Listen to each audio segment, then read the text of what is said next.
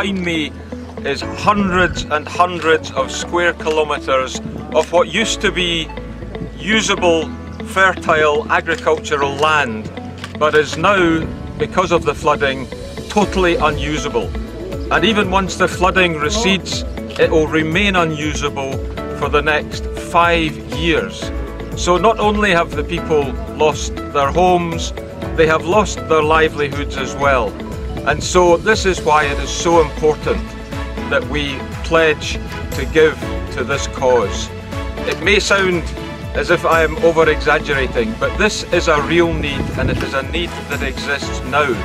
Pakistan is suffering because of climate change.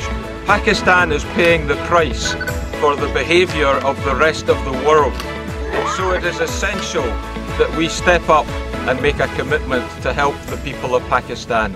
Thank you.